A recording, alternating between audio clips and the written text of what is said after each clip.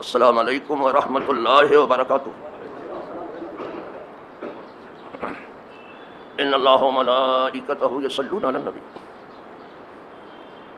یا ایھا الذین آمنوا صلوا علیہ وسلموا تسلیما۔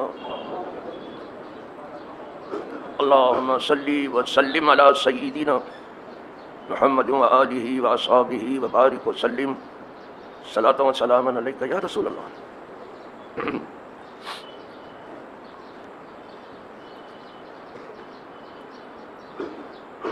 نحمدہ ونصلی ونسلم علی رسولہ الکریم، اما بعد، اعوذ باللہ من الشیطان الرجیم، بسم اللہ الرحمن الرحیم۔ ان الدین عند اللہ الاسلام۔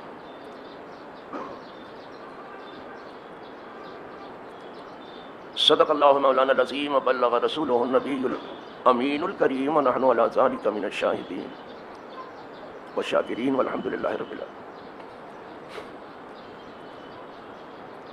برادران ملت اسلامیہ و عزیزان گرامی قدر، قابل صد احترام حاضرین و ناظرین، موجودین و غائبین،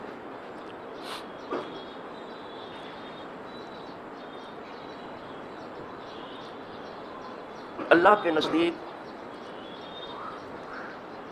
پسندیدہ دین اسلام ہے۔ اسی لیے آپ ہر جگہ دیکھو گے کہ اسلام میں اعتدال ہے۔ اعتدال شاید آپ کی سمجھ میں نہ آیا ہو، کیونکہ یہ قدر ٹیکنیکل بولی ہے علماء کی۔ اعتدال کا مطلب یہ ہے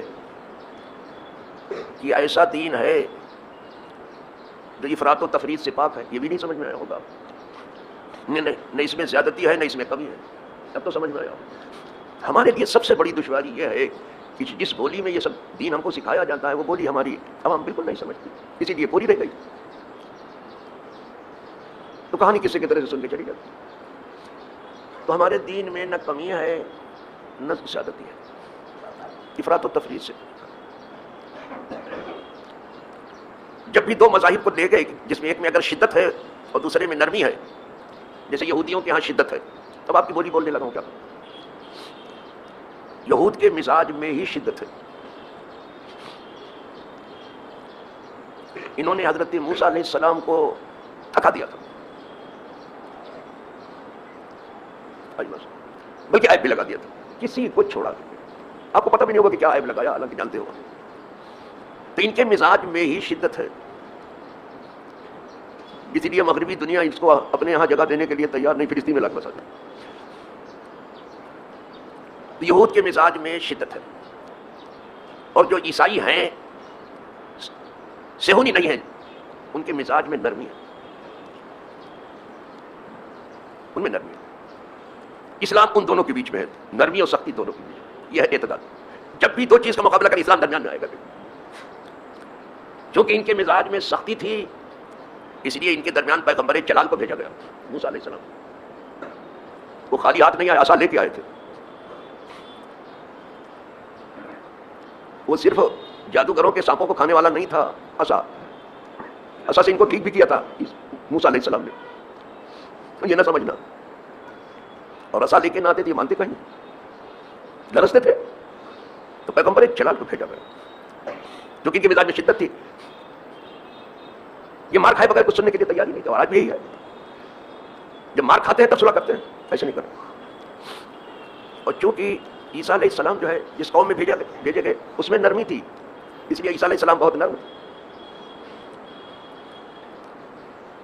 بہت زیادہ نرم تھے۔ عیسیٰ علیہ السلام بہت نرم تھے۔ کیا کہنا عیسیٰ علیہ السلام،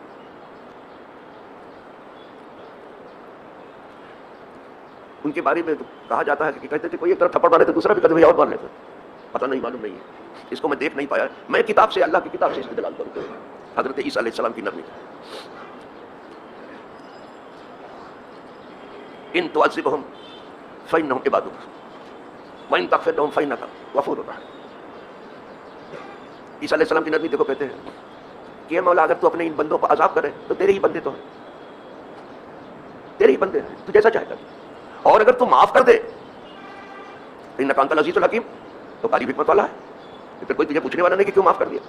تو امتحان نرمی بہت تھی عیسیٰ علیہ السلام. اس آیت کو آپ جانتے ہیں، ایک بار حضور رات بھر پڑھتے رہے اسی ایک آیت کو جو بھی پڑھا میں نے. اتنی زیادہ نرمی عیسیٰ علیہ السلام. تو اب حضور کبھی ایک قول پیشی کر دیں آپ کو، آپ کی معلومات کے لیے، اس لیے کہ آپ نہ کبھی درسگاہ میں جاؤ گے اور نہ کسی علماء کی صحبت آپ کو نصیب ہے. سب اپنے اپنے طور پر جو کچھ جانتے ہیں سے جانتے ہیں، تو شاید کسی کی معلومات میں کچھ اضافہ ہو جائے. صدیق اکبر کے بارے میں سرکار نے فرمایا تھا کہ اے ابو بکر، تمہاری مثال جو ہے ابراہیم کی اور عیسیٰ کی. حضرت ابراہیم بھی بہت نرم تھے، بہت زیادہ نرم. اب باہن حلیم آیا ہے ان کے لیے، بہت آہ کرنے والے، بہت زیادہ بردبار. نرمی مشہور ہے ابراہیم کا تمہاری مثال. کہا ابو بکر بھی جو ہے ان میں نرمی بہت تھی. اور فاروق اعظم میں سختی تھی، اپنی سختی کے لیے مشہور تھے. ذرا سی بات ہوئی تو بولے حضور اجازت دیجیے اس کی گردن اڑا دوں میں. کہا اے فاروق، تمہاری مثال جو ہے نوح اور موسیٰ کی ہے. تو موسیٰ علیہ السلام میں جلال تھا، اور نوح علیہ السلام کا جلال تو دیکھا تھا. انہوں نے کہا تھا ارے 950 برس تک تبلیغ کی آپ نے، اور اس میں کچھ گنتی کے 80 آدمی مسلمان ہوئے، تھک گئے. تب کہہ دیا کہ مولا ان نافرمانوں کے مکانات میں سے کسی مکان پر روئے زمین پر نہ رکھ، لا تذر علی الارض من الکافرین دیارا. یہ حدیث میں کلام پڑھ کے پڑھتے ہوگا، لیکن ترجمہ جو تو دیکھتے ہیں قرآن ختم کرنے پر لگے ہو، سمجھنے پر لگو. بھلے پورے رمضان میں ایک قرآن ختم کرو لیکن سمجھ کے پڑھو. یہ پوپٹ بن کے رہنے کی زندگی ختم کرو. آپ پوپٹ ہے، ایک دم پوپٹ. پوپٹ ہی نہیں چوپٹ ہے، کسی کام کے نہیں رہ گئے. 10 قرآن ختم کرتے ہیں، مانا بسم اللہ کا معلوم نہیں ہے یہ کیا ختم کرتے ہیں. افسوس کی بات ہے لوگ اس پر زور بھی نہیں دیتے. سمجھ کے پڑھو، ایک رکوع پڑھو، وہ بھی نہ ہوتا ایک آیت پڑھو لیکن سمجھ کے پڑھو. پھر طوفان نوح آیا، آپ کو معلوم ہے. ایک مکان ان کا نافرمانوں کا نہ چھوڑ صاحب ختم ہو. حالانکہ حضرت نوح علیہ السلام کا بیٹا بھی اسی طوفان میں بہ گیا، اس لیے کہ اس نے اپنے باپ سے اثر نہیں قبول کیا. نوح علیہ السلام کی بیوی نے بھی اپنے شوہر سے اثر نہیں قبول کیا، وہ بھی گئی اسی بہاؤ میں، وہ بھی گئی. لیکن آپ نے کیا. اس دن صرف نجات کشتی میں تھی، اس دن کی نجات صرف کشتی نوح میں تھی. وہی بچا جو کشتی نوح میں تھا. حشر کے دن کی نجات حضور صلی اللہ علیہ وسلم کشتی میں ہے. جو حضور کی کشتی میں سوار ہو گیا ہے دین کو اس دن بچا. اسی کو شیخ سعدی علیہ الرحمہ فرماتے ہیں، بڑے مزے سے کہتے ہیں کہ غم دیوار امت رہا کہ باشد جو تو پشتی پا، کہ خوف موج پہرا رہا کہ باشد نوح کشتی پا. جب کشتی کی کمان حضرت نوح کے ہاتھ ہو تو اس کے ڈوبنے کا کیا خطرہ ہے. خود چلا رہے تھے اس کشتی، اور زبردست کشتی تھی، سب جبریل کے اشارے پہ بنی تھی سب، اور خود حضرت نوح نے بنایا تھا. انبیاء سب ہنر رکھتے ہیں، ویسی کشتی کوئی بنا نہیں سکے.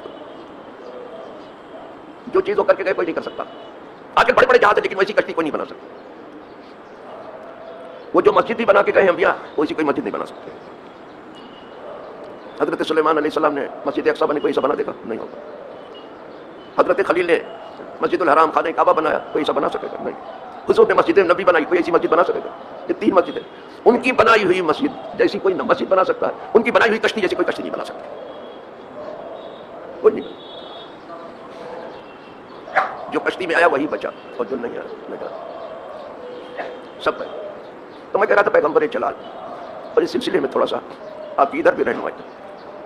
تو کسی میں جلال تھا، کسی میں جمال تھا. حضرت نوح میں جلال تھا، حضرت موسیٰ میں جلال تھا، وہ جلال حق تھا.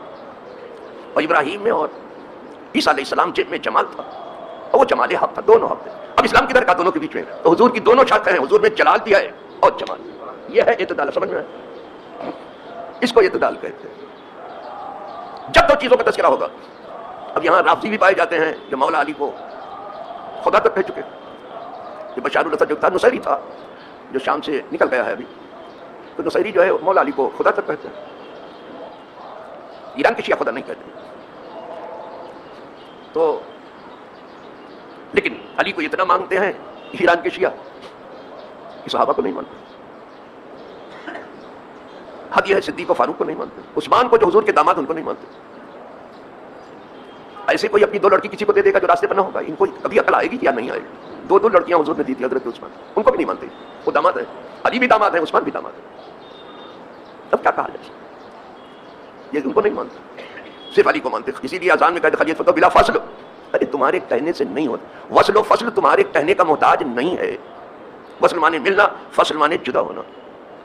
خلیفۃ بلا فصل، مولا علی یقیناً خلیفہ ہیں، بہترین خلیفہ ہیں، اللہ کے ولی ہیں، اشجع شعین ہیں، شیروں کے شیر ہیں، سب کچھ ہے، لیکن وہ چوتھے خلیفہ.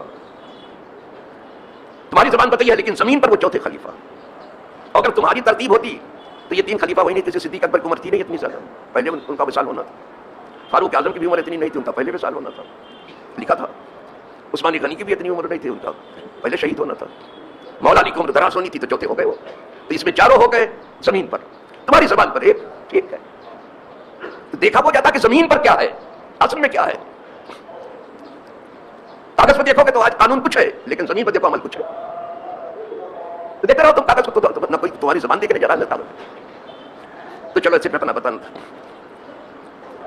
علی کو اتنا مانتے ہیں کہ خدا تک پہنچا دیا، بتائیں نصیریوں نے. اور علی کو اتنا مانتے ہیں کہ صحابہ کو نہیں مانتے. شاید دنیا میں یہ پہلی جماعت ہوگی، شاید،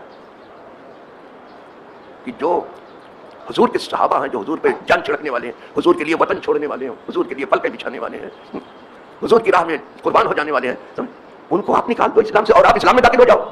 یہ داخل خارج آپ کا چل رہا ہے، یہ ہیر پھیر آپ کا چل رہا ہے. ان کو نکال کے تو مسلمان بن رہے ہو.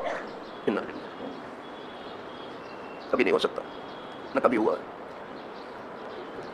ہاں پالیٹکس جو ہے، سیاست اگر دیکھنا ہے تو شیعوں میں ملے گی، ان کے یہاں سیاست ملے گی. پہلے بھی کیسر و کسرا آمنے سامنے تھا. چلو عرض کر رہا تھا کہ ایک طرف رافضی ہیں کہ علی کو اتنا، دوسری طرف خارجی ہے کہ مولا علی کو کافر تک کہا ہے. مولا علی کو خارجی ہیں، بہت برے ہیں یہ. وہ علی کی محبت میں نہ بھٹک گئے شیعہ، اور یہ علی کی دشمنی میں جو ہے اسلام سے نکل گئے. یہ نکل ہی گئے، خارجی راستے پر نہیں گئے، وہ راستہ بھٹک گئے شیعہ. لیکن یہ تو نکل گئے ہیں سیدھے جس کو خارجی کرتے ہیں. اور آج یہ سعودی عرب وغیرہ میں جو چل رہا ہے وہی خارجیت ہے. وہ آئی بات سمجھ، خارجیت ہے.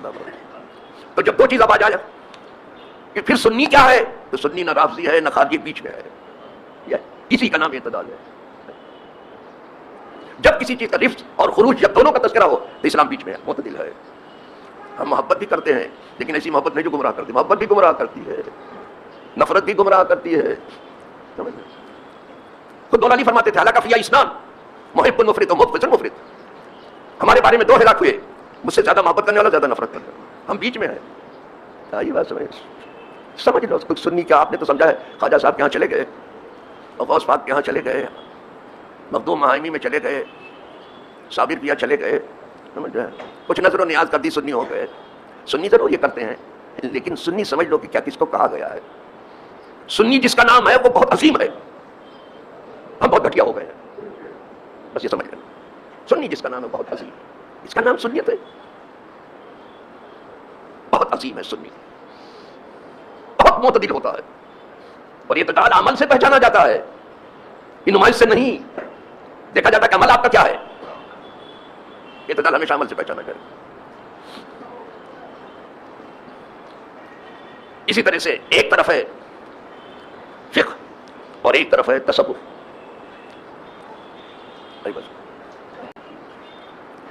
فقہ یعنی حلال و حرام، جائز ناجائز، مباح، اس سے بحث ہوتی ہے اس میں. اور دوسری طرف تصرف صوفیہ کا معاملہ ہے، صوفیاء کرام ہے،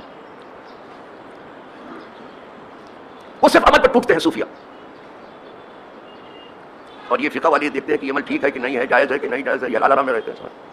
جب ان 2 کا تذکرہ ہوگا تو آپ کیا کہو گے کہ صوفی ہیں آپ، یہ فقہی آدمی ہیں، کیا کہیں گے فقیہ ہیں آپ. کہیں تو بیچ میں ہم سنی ہیں، ہم فقیہ بھی ہیں صوفی بھی ہیں، بیچ میں. یہ ہے اعتدال، درمیان میں آؤ اور عمل سے آؤ. لفاظی یہاں لفاظی آپ کی چل جائے گی، یہاں بات بات پر زبان کٹ رہی ہے، خدا کیا نہیں چلے گی.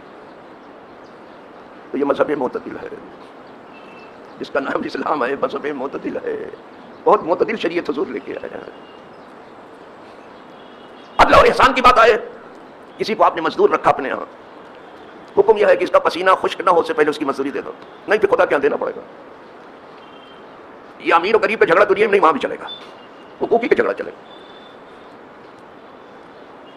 آت الاجیر حقہ قبل ان یجف عرقہ، مزدور کو اس کی مزدوری پسینہ اس کا خشک نہ ہو سے پہلے دے دو. یہ آرڈر ہے ہمارے یہاں پر. تو جو اس کی مزدوری ہے اس کو دے ہی دو، آپ جتنی طے ہے 100 200 1000 500 10,000 جو کچھ طے کیا آپ نے وہ دے دیں. تو طے شدہ رقم دے دینا یہ عدل ہے، انصاف ہے. اور جو طے شدہ رقم ہے اس سے زیادہ دے دینا احسان ہے کہ بھائی یہ 10,000 ہم نے طے کیا تھا، یہ تو دے ہی دیا، 1,000 اور لے لیتے. تو وہ 10,000 لے کے اتنا خوش نہیں ہوگا جتنا 1,000 سے خوش ہوگا، اور یہی نیکی بنے گی. اب یعنی اس کی خوشی کی حد تک دیو. اسی لیے حضور ہر نماز میں بخل سے پناہ مانگتے تھے. دیتے جتنی دعائیں ہر نماز میں کہ اللہ بخل سے بچا لینا، بخل سے. تو جب ان دونوں کا تذکرہ ہو، عدل کا احسان، پھر بیچ میں آ جاؤ. سمجھ لو، انصاف بھی کرو اور احسان بھی کرو، اس سے زیادہ کرو. اور احسان کب سمجھ میں آتا ہے؟ جب وہ لے کر کے ہنسنے لگے آدمی.